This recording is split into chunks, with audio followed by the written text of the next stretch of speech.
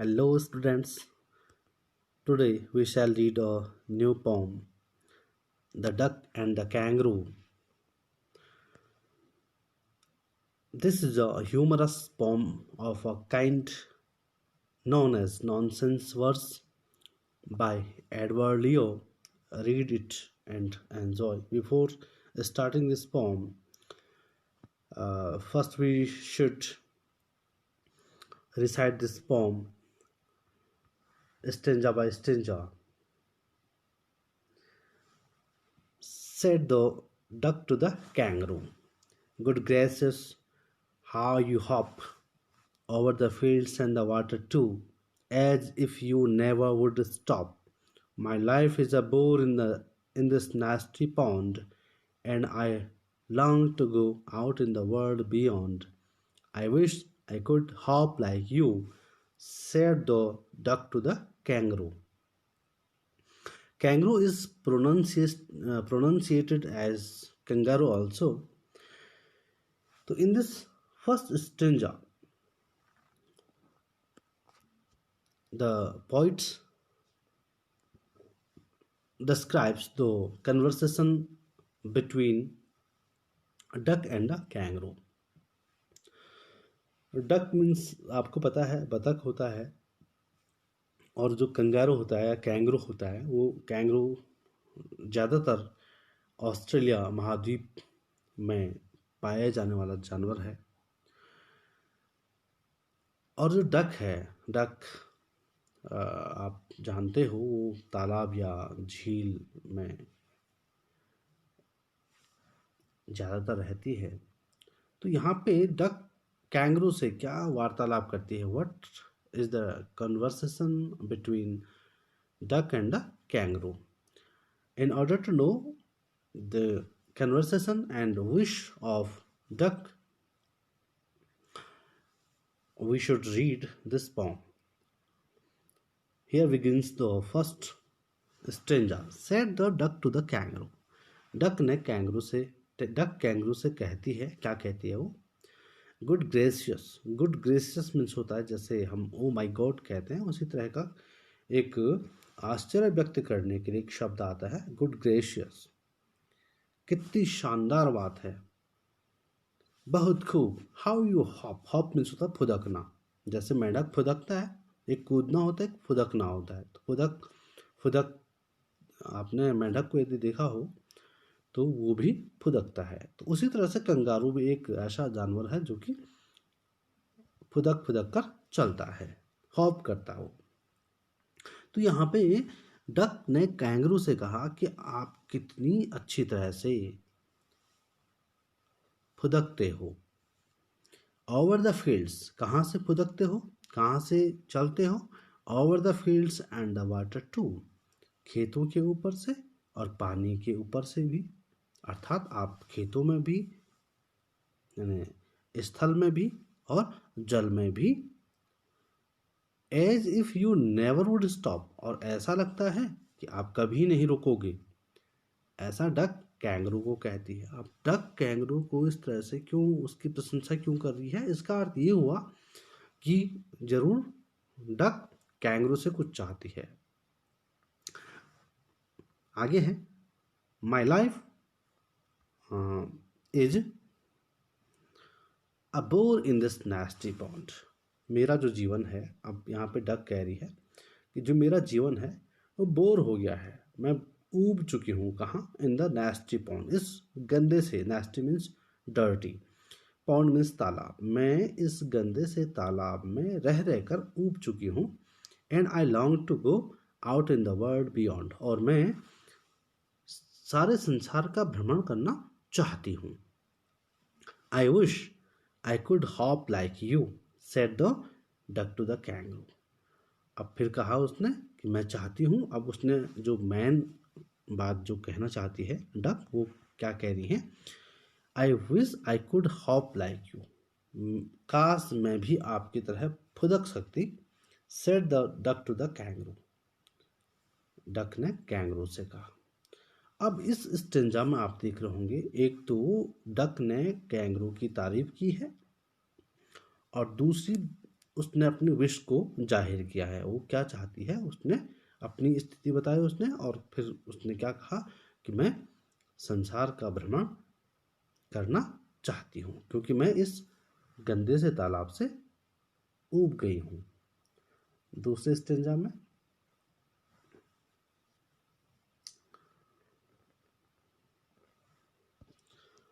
Please give me a ride on your back. फिर वो कह रही है दूसरे स्टेंजा में, please give me a ride on your back said the duck to the kangaroo, I would sit quite still and say nothing but quack the whole of the long day through, and we'd go to the dee and the zally-bolly over the land and over the sea. Please take me a ride, or do, said the duck to the kangaroo. अब दूसरे stanza में वो फिर अपनी wish को कहती है, please give me a ride on your back said the duck to the kangaroo. अब डक ने कैंगरू से कहा कि कृपया मुझे अपनी पीठ की सवारी, अर्थात मुझे अपनी पीठ पर बैठाकर सवारी करने दीजिए। I would sit still quite still, मैं बिल्कुल चुपचाप बैठूंगी, एंड से नथिंग बट क्वैक, मैं कुछ नहीं कहूंगी सिवाय क्वैक क्वैक करने के। Quack is the sound produced by the duck. तो डक ने कहा कि मैं कुछ नहीं, मैं चुप रहूंगी, लेकिन मैं क्वैक करने के अलावा मैं कुछ नहीं कहूंगी। The whole of the long day through, सारे दिन भर। And we'd go to the Dee, Dee is a name of a river, and the Jelly Bo Lee is the name of a lake. वो कह रही है कि हम डी नदी को देखने जाएंगे, एंड द जैली बोली, और जैली बोली को देखकर आएंगे, over the land and over the sea, हम स्थल मार्ग से और जल मार्ग से चलेंगे। Please take me a ride, और do, said the duck to the kangaroo. अब फिर क्या कहा उसने, कृपया मुझे अपनी पीठ पर सवारी करने दीजिए ताकि हम डी नदी और जैली बोली का भ्रमण कर सकें। यहाँ देखें आप, here begins the third stanza. Said the kangaroo to the duck, this requires some little reflection. Perhaps on the whole it might bring me luck, and there seems but one objection, which is, if you'll let me speak so bold, your feet are unpleasantly wet and cold, and would probably give me the rheumatis, said the kangaroo. अब यहाँ पे said the kangaroo to the duck, अब यहाँ पे kangaroo ने duck से कहा। इससे पहले जो स्टेंजा हमने दोनों स्टेंजा पढ़े थे वहाँ पे क्या हो रहा था कि डक कैंगरू से कह रही थी, यहाँ पे अब कैंगरू डक को कह रहा है। क्या कहा, this requires some little reflection, reflection means ponder over something, यानी सोचना, विचारने की जरूरत है। This requires some little reflection, इसमें मुझे कुछ बातें सोचनी है या विचार करनी है। Perhaps on the whole it might bring me luck, हो सकता है, संभवतया, शायद ऐसा करने से मेरा भाग्य खुल जाए या मेरा नसीब अच्छा हो जाए। And there seems but one objection, लेकिन मुझे यहाँ एक आपत्ति है। क्या ऑब्जेक्शन है? Which is, if you'll let me speak so bold, यदि तुम मुझे खुलकर बोलने के लिए कहोगी तो मैं दुस्साहस करते हुए आपको कहूँगा कि your feet are unpleasantly wet and cold, आपके जो पैर हैं वे गीले और ठंडे हैं। And would probably give me the rheumatis, said the kangaroo, kangaroo ने फिर कहा कि तुम्हारे पैर गीले और ठंडे हैं, और शायद अगर आप मेरी पीठ में बैठकर सवारी करोगी तो मुझे रूमैटिस हो जाएगा। अब रूमैटिस तो ये पोइटिक लाइसेंस का वर्ड है। वैसे रूमेटिज्म आपने सुना होगा, रूमेटिक अर्थराइटिस जिसे कहते हैं, यानी ठंडी चीज़ों से क्या होता है, व्यक्ति के या किसी प्राणी के जॉइंट्स में पेन होना शुरू हो जाता है। तो यहाँ पे कंगारू ने भी डक को यही कहा कि तुम्हारे पैर ठंडे और गीले हैं और इससे मेरी बॉडी में दर्द होगा, मेरे शरीर में दर्द शुरू हो जाएगा। अब चौथा जो आप देख रहे हैं यहाँ पे, पहले चित्र देखिए आप, यहाँ पे कंगारू ने पीछे अपने पीछे क्या बैठा रखा है, डक को बैठा रखा है। Said the duck, as I sat on the rocks, I have thought over that completely, and I bought 4 pairs of worsted socks, which fit my wave feet neatly, and to keep out the cold, I bought a cloak, and every day a cigar I'll smoke, all to follow my own dear true love of a kangaroo. Said the duck. Duck ने कहा इस बार, as I sat on the rocks, कि जब मैं चट्टान पर बैठी थी, I have thought over that completely, मैंने इस बारे में पूर्ण रूप से विचार किया हुआ है। किस बारे में? कि मेरे पैर ठंडे हैं और गीले हैं, इस बारे में मैंने भी विचार किया है। And I bought 4 pairs of worsted socks. worsted means होता है वुलन। वो कह रही है कि मैंने 4 जोड़ी ऊनी मौजे खरीदे हुए हैं, सॉक्स खरीदे हुए हैं, विच फिट माई वेव फीट नीटली, जो मेरे जाली युक्त, जो जालीदार, जो मेरे क्या है पैर हैं, उसमें 4 जोड़ी जो मैंने मौजे गर्म ऊन के या ऊनी जो मौजे हैं उनको खरीद रखा है। तो जो वो मौजे हैं वो मेरे पैरों पर फिट आ रहे हैं, अर्थात सही ढंग से आ रहे हैं। And to keep out the cold I bought a cloak, और ठंड से बचने के लिए मैंने एक चोगा भी खरीद रखा है। चोगा कहते हैं एक ऐसा वस्त्र जो गर्दन से नीचे और घुटने की गर्दन से नीचे घुटनों तक पहना जाता है, एक ही कपड़ा जो होता है। And every day a cigar I smoke, और मैं अपने को गर्म रखने के लिए मैं प्रत्येक दिन एक सिगार पीऊँगी। All to follow my own dear true love of a kangaroo, और यह मैं अपने प्रिय कैंगरू के लिए करूँगी। मैं गर्म रहने के लिए, शरीर को गर्म रखने के लिए मैं एक सिगार पीऊँगी और अपने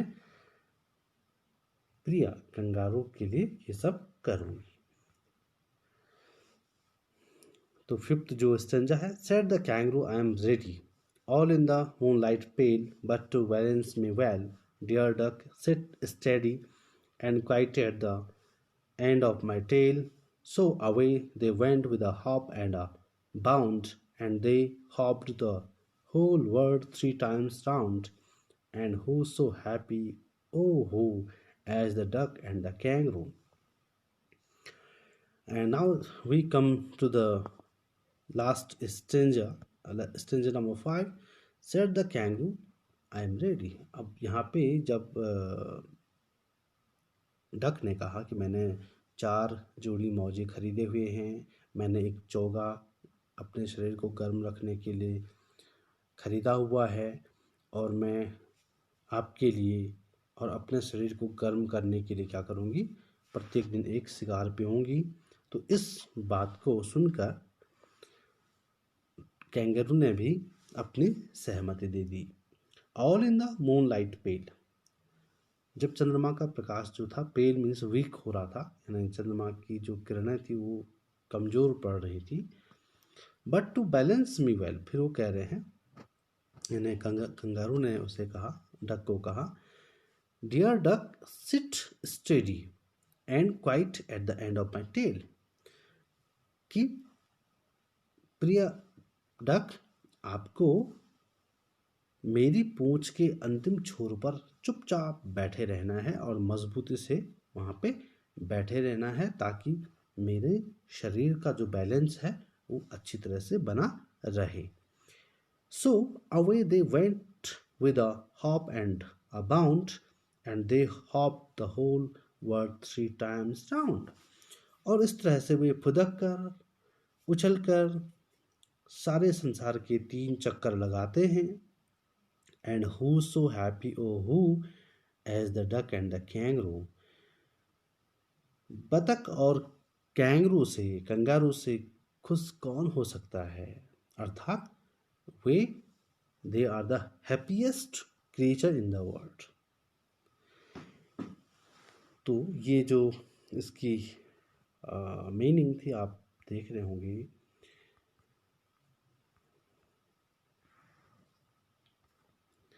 now we talk about its literary devices. What are the literary devices in this poem are used? जो पहला स्टेंजा है उसमें पहले हम देखते हैं कि इसकी राइमिंग स्कीम क्या है। What is the rhyming scheme is used here? अब यहाँ पे आपको मैंने बताया है, आपको पोएम्स की प्रत्येक लाइन्स के अंत में जो शब्द हैं उनके शब्दों का साउंड पता करना है। जैसे कंगारू है तो यहाँ पे इसको ए मानेंगे, टू है फिर इसको भी ए मानेंगे, कंगारू टू, फिर यू और फिर ये। तो ये तो ए और ए हो गया। अब हॉप को हम बी मानेंगे, स्टॉप बी हो गया। अब पौंड क्योंकि नया है तो पौंड को सी और बियॉन्ड को सी। तो क्या हो गया, इसकी राइमिंग स्कीम पहले स्टेंजा की है A B A B A B A B, C C A C C A और ए। ये इसकी राइमिंग स्कीम है पहले स्टेंजा की। अब दूसरे स्टेंजा में देखते हैं हम इसकी राइमिंग स्कीम क्या है। बैक इसको हम ए मानते हैं, फिर क्वैक ए, फिर और नहीं है तो कैंगरू इसको बी मानो, कैंगरू थ्रू बी, ली सी, और आप देखो आप कैंगरू में भी वो था डू, यानी ये बी और ये भी बी। अब यहाँ देखो आप इसकी राइमिंग स्कीम जो है वो हो गई है A B A B A B A B, फिर C C B B C C और बी बी। इस स्टेंजा की rhyming scheme A B C C B B हो गया। अब तीसरा जो है स्टेंजा है उसमें देखते हैं हम इसकी राइमिंग स्कीम क्या है।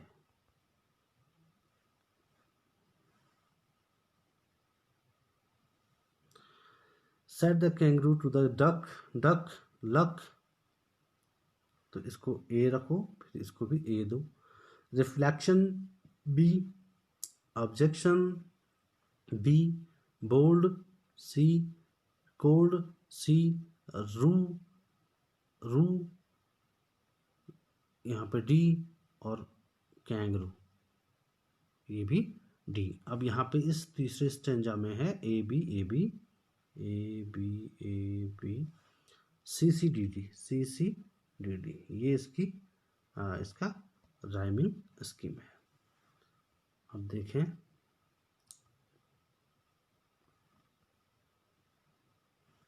चौथे में देखते हैं हम, चौथे में क्या है।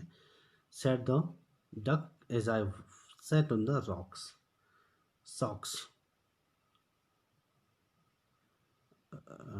फिर यानी इसको ये भी ए होगा, completely B, neatly B, clock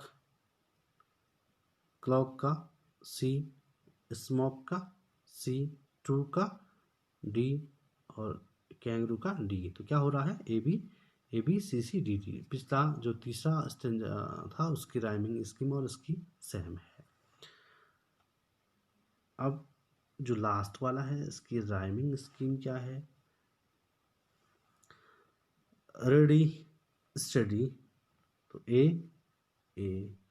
pail B, tail B, bound C, round C, who D, kangaroo D. तो इसकी भी A B A B A B A B, फिर सी डी, नहीं सी सी सी सी और डी और डी।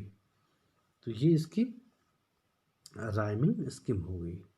अब बात करते हैं इसमें what are the figures of speech used in this poem. देखिए आप, पहला तो जो है ये जो लाइन है, said the duck to the kangaroo और said the duck to the kangaroo, ये रिपीट हुई है ये लाइन। तो यहाँ पे रिपीटिशन तो है, लेकिन इसको रिफ्रेन भी कहते हैं। यहाँ पे रिफ्रेन, जब एक लाइन एक स्टेंजा या दो से अधिक स्टेंजा में अंतिम पंक्ति में वही लाइन मिलती है तो उसे रिफ्रेन कहते हैं। दूसरा जो इसमें फिगर्स ऑफ स्पीच है वो देखते हैं हम। इसमें एलोट्रेशन है। एलोट्रेशन बताया था मैंने आपको कि दो या दो से अधिक कॉन्सोनेंट्स साउंड्स का एक ही लाइन में आना। देखें यहाँ पे गुड जी और ये भी जी है। गुड ग्रेसियस गो साउंड कर रहा है, गो लेटर साउंड कर रहा है, और हाउ और हॉप एच यानी हॉ जो लेटर है वो साउंड कर रहा है। तो यहाँ पे एलोट्रेशन है। इस तरह से आप देख सकते हो बहुत जगह आपको एलोट्रेशन मिल जाएगा। जैसे आगे है, अगर हम अगली लाइन में देखें तो यहाँ भी होगा। यहाँ पे है सिट स्टिल, से, ये तीन जगह है। तो एस जो लेटर है और सौ साउंड तीन जगह आया हुआ है। इस तरह से आप इसको देख लोगे, एलिट्रेशन समझ गए होंगे आपकी। जब कॉन्सोनेंट साउंड्स दो या दो से अधिक बार एक ही स्टेंजा में आता है तो वहाँ पे एलिट्रेशन होता है। फिर नेक्स्ट ये आप देख लोगे, ये आपके लिए मैं होमवर्क दे रहा हूँ। अब यहाँ देखें आप,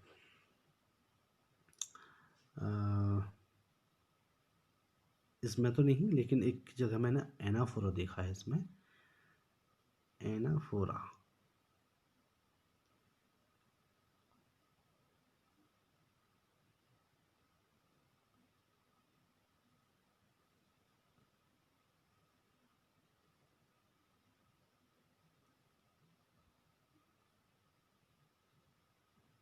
ये है एनाफोरा में क्या होता है, जब एक शब्द लगातार एक से अधिक लाइंस में शुरुआत में आता है तो वहाँ पे एनाफोरा होता है।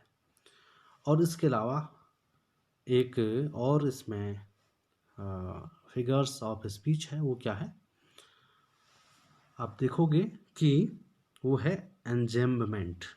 क्या है वो, एंजेम्बमेंट। एंजेम्बमेंट, ये देखो आप यहाँ पे एंजेम्बमेंट वहाँ पे होता है जहाँ पे एक लाइन बिना किसी पंक्चुएशन मार्क के दूसरी लाइन पर जाकर समाप्त होती है, तीसरी लाइन या चौथी लाइन में समाप्त होती है, वहाँ पे उसे एंजेम्बमेंट कहते हैं। जैसे यहाँ देखें आप, and I bought 4 pairs of worsted socks which fit my wave feet neatly। तो here you can see there is no punctuation marks between these lines. Dot or full stop is used at the end of the 2 lines. तो यहाँ पे ये जो line है पहली वाली, ये दूसरी लाइन तक जा रही है, तो ये एंजेम्बमेंट क्या होगी स्पेलिंग, ANJAMBMENT।